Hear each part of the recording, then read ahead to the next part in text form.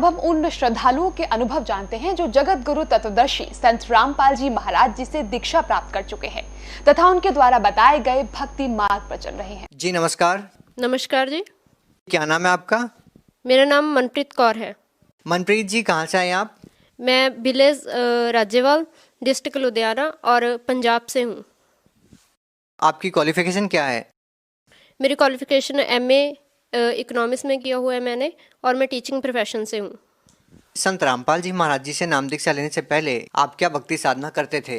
मैं सिखिज़्म और हिंदुज़्म दोनों को फॉलो करती थी। देवी देवताओं की पूजा करना, जैसे कि जपजी साहब का पाठ करना, सुखमनी साहब का पाठ करना, ऐसे करती थी। क्या पहले भी आपने कोई गुरु बना रखा था? कोई गुरु नहीं था मेरा, मैं ऐसे ही पूजाएं करती थी बस। मनप्रीत जी, आपने बताया कि पहले आप हिंदुइज्म और सिखिज्म दोनों को फॉलो करते थे आप, और आप जपजी साहिब जी का पाठ भी करते थे। फिर उसके बाद आपके जीवन में ऐसा क्या हुआ कि उन सब साधनाओं को छोड़कर आप संत रामपाल जी महाराज जी की शरण में आए? सर, सबसे पहले मेरे पापा ने नाम लिया था। उनको जैसे वो मतलब खाना वगैरह खाते थे तो उनको उल्टी हो जाती थी, और उनका जो वेट था वो लॉस हो रहा था। ये नहीं पता चल रहा था कि उनको बीमारी क्या है। और उसके बाद उन्होंने जब संत रामपाल जी का नाम लिया, उनका ज्ञान सुना, तो मुझे भी लगा कि इस संत में कोई बात है, जो इतने टाइम से पापा बीमार थे और वो ठीक होने लगे हैं। तो मैंने भी ज्ञान शुरू किया सुनना। तो मुझे उनके बारे में जैसे पता चला कि सिखिज़्म में जैसे जपजी साहब का पाठ करते हैं, जहाँ मतलब गुरु नानक देव जी के बारे में मुझे पता चला। जैसे गुरुजी बताते हैं, उनकी जो रचनाएं हैं वो खोल खोल के बताते हैं कि कहाँ पे क्या लिखा है।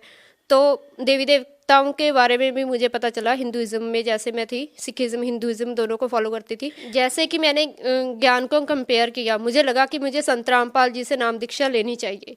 तो उसके बाद मैंने नाम दीक्षा ली। बहन जी, जैसे कि आपने बताया कि आप एमए इकोनॉमिक्स है, और आपने बताया कि आपने सिखिज्म को भी अच्छे से फॉलो किया और हिंदुइज्म को भी। आप दोनों प्रकार की पूजा की विधि से अच्छी तरीके से वाकिफ़ हैं। लेकिन हम सिखिज्म में भी देखते हैं कि बहुत सारे ऐसे लोग हैं जो अलग प्रकार की भक्ति करते हैं और हिंदू देवी देवताओं की भी पूजा करते हैं। तो आपको क्या लगता है कि उनके ज्ञान में और संत रामपाल जी महाराज जी के ज्ञान में क्या अंतर है? सर, जो संत रामपाल जी बताते हैं वो सब जो होली हमारी बुक्स हैं उनमें से बताते हैं कि हमें कौन सी साधना करनी चाहिए, कैसे करनी चाहिए।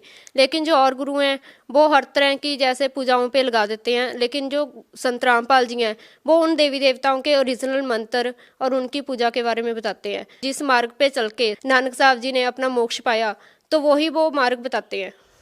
बहन जी, जैसे कि आपने बताया कि संत रामपाल जी महाराज जी सदग्रंथों के आधार पर ज्ञान बताते हैं, लेकिन संत रामपाल जी महाराज जी के बारे में ये कहा जाता है कि वो शास्त्रों के ज्ञान को तोड़ मरोड़ के पेश करते हैं। इसके बारे में आप क्या कहेंगे?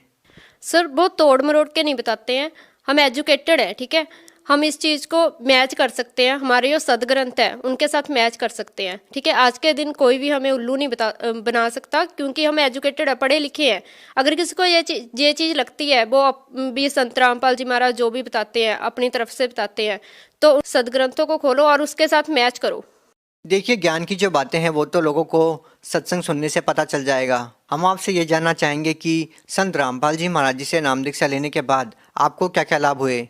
सर, मुझे हर तरह के लाभ हुए, जैसे कि आर्थिक, शारीरिक, मानसिक, हर तरह के लाभ हुए। सबसे पहले मेरे जैसे कि मैंने पहले भी बताया है कि मेरे पापा जो थे उनको उल्टी आती थी खाना खाने के बाद, और उनका जो कुछ नहीं पता चल रहा था कि उनको कौन सा रोग है, उनका वेट लॉस क्यों हो रहा है।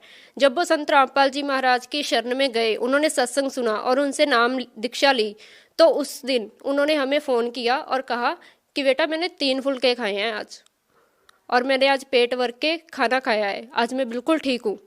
और हमें इतनी खुशी हुई, हमें मतलब कि उसी टाइम लगा था कि संत रामपाल जी महाराज में कोई तो बात है। 2013 में उन्होंने नाम दीक्षा ली थी, और सबसे पहला लाभ हमें ये मिला, क्योंकि किसी भी बच्चे की, किसी भी उनके जो माँ बाप हैं वो एक इम्पॉर्टेंट रोल मतलब कि रखते हैं, जैसे कि उनकी जो जगह है। तो जब हमने पापा के बारे में ऐसे सुना, तो हमें भी एक आशा की किरण दिखाई दी कि शायद वो अब ठीक हो जाएंगे। ये था मेरे पापा का लाभ। और दूसरी बार हमारे घर में ना मतलब कि जैसे मेरे परदादा थे, वो गद्दी लगाते थे पीर की, तो वो जो चीज़ें थी हमें तंग कर रही थी, वो आगे गद्दी मांग रही थी, तो उन्होंने अब जो है हमें मतलब कि तंग करना बंद कर दिया था। जैसे कि मुझे बचपन से ही, जब से मैंने होश वाला है, मुझे रात को मतलब कि 11-12 बजे चीखें आती थी, तो वो जब से मैंने संत रामपाल जी से नाम दीक्षा ली है बिल्कुल बंद हो गई है। तो आज तक मुझे वो प्रॉब्लम नहीं है। अब मैं बिल्कुल जैसे अपने आप को सुरक्षित मतलब कि महसूस करती हूँ उस चीज़ से। और उसके बाद जो लाभ था कि जैसे कि लास्ट ईयर मेरी बहन का एक्सीडेंट हुआ था, बहुत ज़बरदस्त एक्सीडेंट था, और उसमें सभी बोल रहे थे कि उसकी जान चली जाएगी क्योंकि बहुत ज़बरदस्त टक्कर सी थी वो। उसमें मेरा कज़न भी था और मेरा भाई भी था और मेरी बहन भी थी। लेकिन मेरे कज़न और भाई को तो बिल्कुल खरोंच नहीं आई, लेकिन मेरी बहन के जो सिर में और उसकी एड़ी में थोड़े सा मतलब कि टांके लगे थे। लेकिन जब उसकी रिपोर्ट्स करवाई सभी बोल रहे थे कि इसकी रिपोर्ट्स नॉर्मल नहीं आएगी, जो सर पे उसके चोट लगी थी क्योंकि काफ़ी थी। तो लेकिन वो रिपोर्ट्स भी नॉर्मल आई और बहुत जल्दी उसने रिकवरी मतलब कि उस कर ली इस चीज़ से। और उसने बाद में बताया कि मेरे पास संत रामपाल जी महाराज खड़े थे, मुझे ऐसे लगा जैसे उन्होंने मेरी रक्षा की हो। और उसके बाद जो थे उसके बाद जैसे कुछ महीने पहले मेरे प्लेटलेट्स घट गए थे, लेकिन फिर भी मैं कंटिन्यू जॉब पे भी जा रही थी, मेरी एक भी छुट्टी नहीं हुई। लेकिन वो बहुत ही जल्दी उस चीज़ की भी रिकवरी हुई। और मेरी दादी जी के भी प्लेटलेट्स घट गए थे, उनके सिर्फ 25,000 रह गए थे। उनकी भी रिकवरी इतनी जल्दी हुई, डॉक्टर बोल रहा था कि ये बचेंगी नहीं, मैं तो जवाब दे रहा हूँ, इसको आगे रेफ़र कर रहा हूँ। लेकिन फिर भी कोशिश की, मतलब कि उनका विश्वास इतना था संत रामपाल जी पे कि उन्होंने कहा कि नहीं, मैंने आगे नहीं जाना, अगर परमात्मा ने ठीक करना होगा तो यहीं पे कर देंगी। लेकिन जब हमने रिपोर्ट्स करवाई दूसरे दिन तो उनके प्लेटलेट्स मतलब कि इंक्रीज़ होने शुरू हो गए थे अपने आप ही। देखो जी, ये तो रही आपके शारीरिक लाभ की बात। पहले आप आध्यात्मिक लाभ की बात कर रहे थे, तो हम आपसे ये जानना चाहेंगे कि आपको आध्यात्मिक लाभ क्या मिला। सर, जैसे कि आपने आध्यात्मिक लाभ की बात की, तो बचपन से ही मेरा ये मतलब मेन ऑब्जेक्टिव था कि मैंने मोक्ष मार्ग को अपनाना है।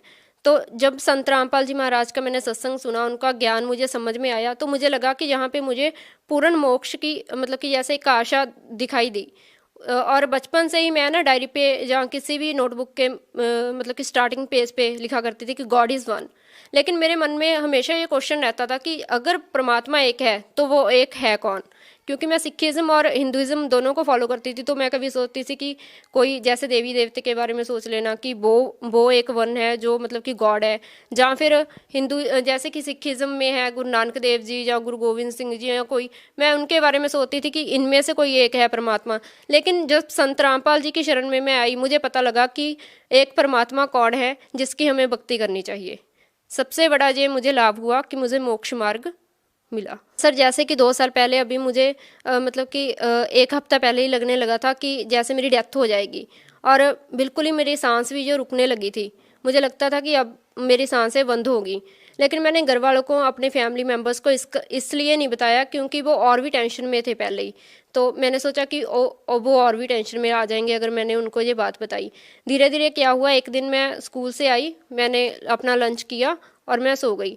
तो जैसे ही मैं सोई, मुझे जैसे कि सपने में किसी चीज़ ने ऐसे लगा कि बहुत तेज़ी से मुझे ऊपर लेके जा रही है, और जो नीचे की दुनिया मुझे ऐसे लग रही थी जैसे कि कीड़ी हूँ। और जैसे कि मैं ऊपर जा रही थी कोई चीज़ें मुझे लेकर, इस चीज़ को कोई चाहे बिलीव करे चाहे ना करे, मैं बता रही हूँ आपको। और संत रामपाल जी महाराज मेरे बेड के पास आके खड़े हुए और उन्होंने कहा कि ये मेरा शिष्य है, ये मेरा बच्चा है, आप इसको नहीं ले जा सकते।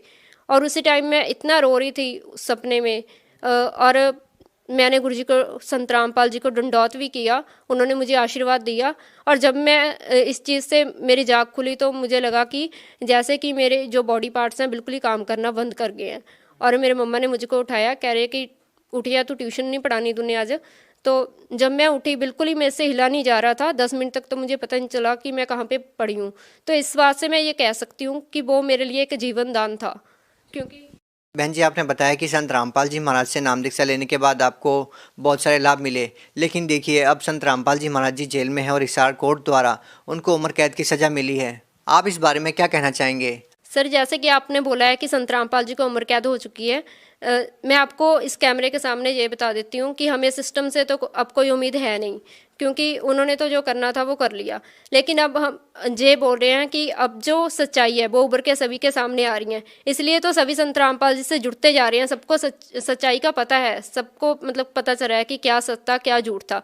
अब धीरे धीरे आप देखना ऐसा होगा कि संत रामपाल जी महाराज बाइज्जत बरी होकर बाहर आएंगे और जनता जागेगी, जागरूक होगी, और हमारी सरकार से ये पूछा करेगी आपने इतने महान संत को क्यों क्यों अंदर डाल रखा था, और इतना जो अनमोल ज्ञान है वो उभर के आ रहा है, और आपने वो दबाया क्यों? क्योंकि संत रामपाल जी महाराज जो ज्ञान देते हैं बिल्कुल ही मतलब कि जो सभी शास्त्रों के अनुकूल है, इससे सभी की भलाई होगी। बहन जी, आप भगत समाज को क्या संदेश देना चाहेंगे? सर, मैं समाज को यही संदेश देना चाहूँगी कि संत रामपाल जी महाराज की शरण में आओ और अपना कल्याण कराओ। जी धन्यवाद।